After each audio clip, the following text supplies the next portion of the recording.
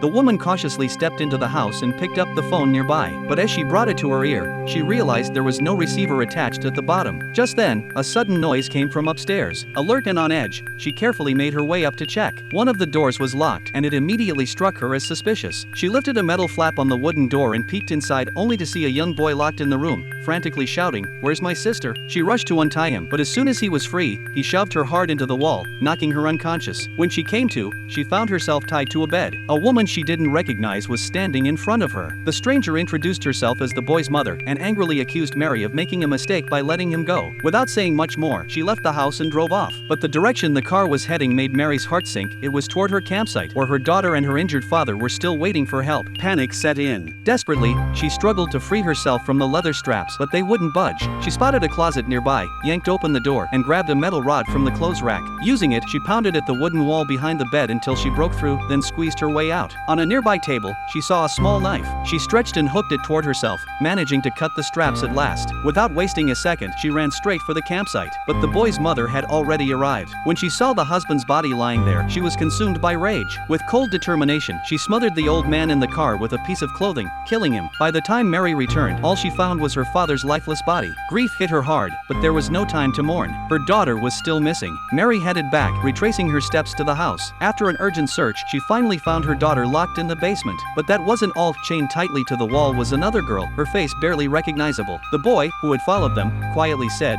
"That's my sister." There was no time to process it all. Mary had to get them both out of there. But just as they stepped out of the room, the woman had already returned and was waiting for them. A gunshot rang out. Mary cried out in pain as a bullet struck her leg. Her daughter rushed forward to help, but the woman shoved her aside with brutal force. And then, shockingly, the boy, who had kept saying he just wanted to save his sister, joined the woman in tying Mary's daughter to the car.